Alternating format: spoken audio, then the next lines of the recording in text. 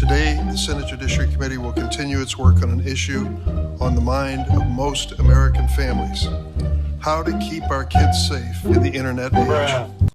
Hey girl, welcome back to the channel. If you are a returning subscriber, thank you so much for being here. And if you aren't one yet, I hope by the end of the video, you join the club. So today we're actually talking about something that I was not expecting to talk about this week. I usually film on Thursdays, but Thursday there was a finale that I really wanted to see. And then Friday I was rock climbing for a few hours.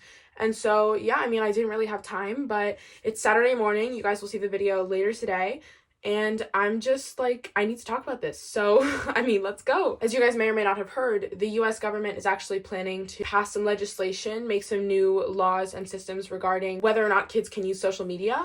So I kind of wanted to tell you guys like what my take on this is, like how I feel about this whole situation and some of the effects that they're talking about that social media might have on our minds. And I mean, just give you guys my opinion overall, maybe reframe some of your ideas, tell you guys how I think.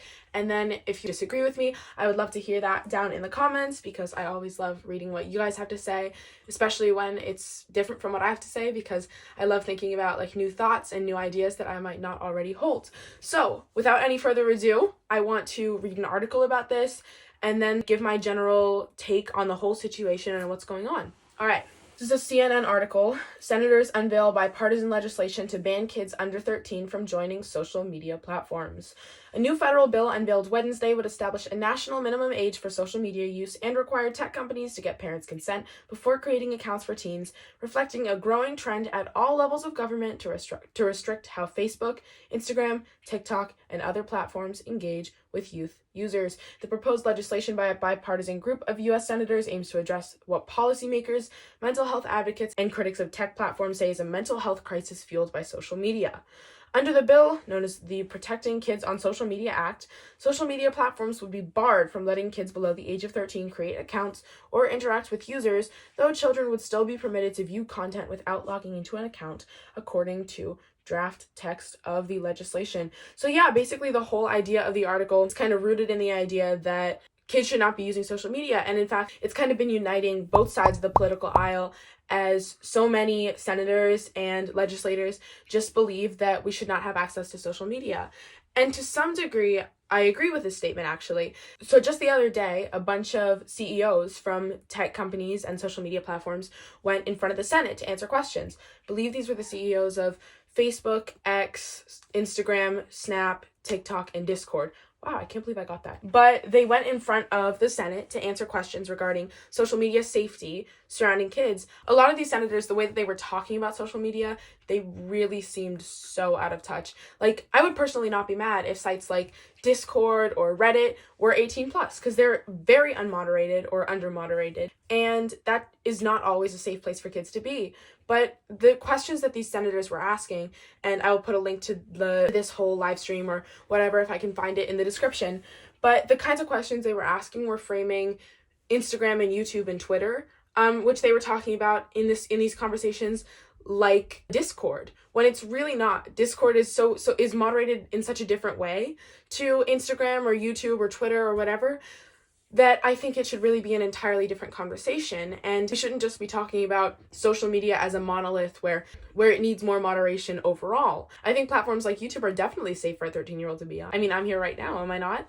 But I think that we need to have a different conversation when we're talking about the effects of Instagram or Discord or Reddit or sites like that, because I feel like they're all getting put together in this conversation of social media is dangerous, when the vast majority of incidents that happen with social media and dangerous situations that people can get into are on under-moderated sites like Discord or Reddit. I genuinely don't see how it's fair to try to ban all of us from social media when it can be a place for us to just gather together and have fun and make content like I'm doing right now, and I've seen so many other people do. And I think we need to stop seeing all social media as this dangerous place.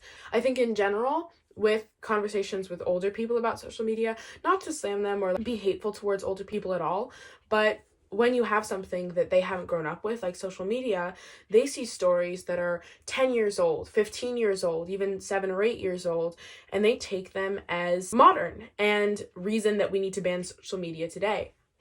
So if you look at back when the internet was kind of a wild west and people were actually getting harmed on the internet and it was actually a dangerous place, that's when initiative should have been taken. But at this point, when it's very well moderated, I just genuinely don't see the point in creating restrictions where there is no reason to have them. Like, genuinely, I know a lot of people, I really do, and any bad story that they have about the internet is on a platform like Discord. Any story where they were potentially in danger is on a site like Discord. I have never heard someone say that something bad happened to them on a platform like YouTube or even Twitter or Instagram, because yeah, they can have some negative effects on people's minds, but I've learned more on YouTube throughout my life than I have throughout this year in school. Obviously different things, but pretty much every fun fact that I know or that I think about on a daily basis is from a YouTube channel like Game Theory. By the way, bye Matt Pat, we're all gonna miss you. But this kind of conversation that talks about restricting all social media and even requiring parental waivers to be signed before kids can use social media or access social media sites feels really weird. And honestly, I think that we need to hear what kids have to say about this more. And that's what I'm trying to do, because I've heard a lot of adults talking about this whole situation, but I really wanted to open the door for anybody who might be my age, even a little younger, maybe a little older, that has similar ideas or even different ideas and wants to share them, because I think it's really time that adults, especially adults who are out of touch, stop handling conversations around us, because we are perfectly capable of talking about ourselves and talking about problems that relate to us, sometimes even more capable than they are. And one of the common threads that I see throughout all the conversations that happen around this is just anger. That people are really angry at how they've seen others be treated in the past and kids be treated and situations regarding kids, that they just have this anger towards the internet in general, when at this point it's such a positive and productive environment. And I think that a really good example to look at to kind of shed light on that and to show how the internet has changed is Omegle. Like, Omegle was a site that many people accessed, I'll put the number up there, for like 20 years. And it was just taken down because it had become such a dangerous place and it had become such a breeding ground for illegal or dangerous activity.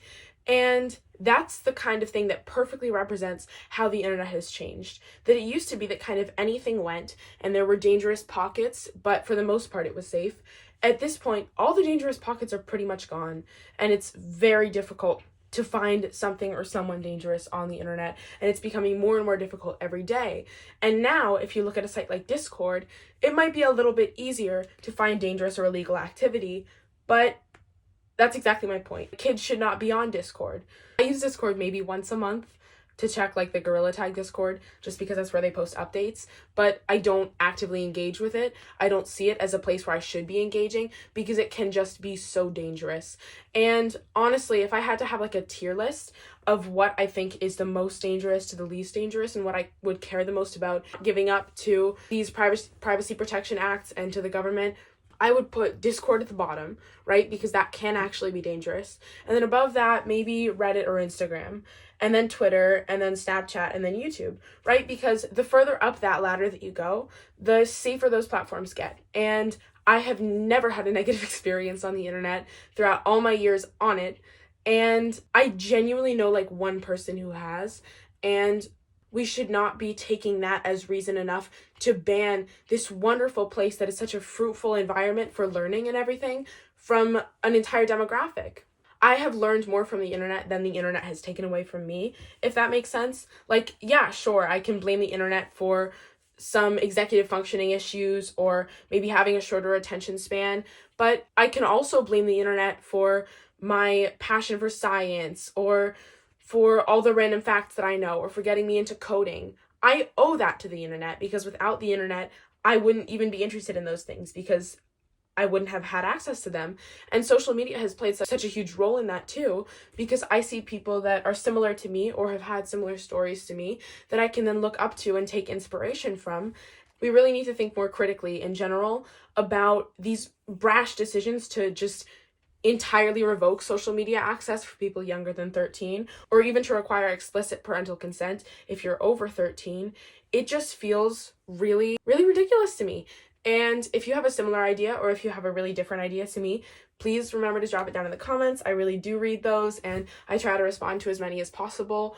And I mean, yeah, please do let me know. Leave a like if you enjoyed this video, and subscribe. Okay, goodbye.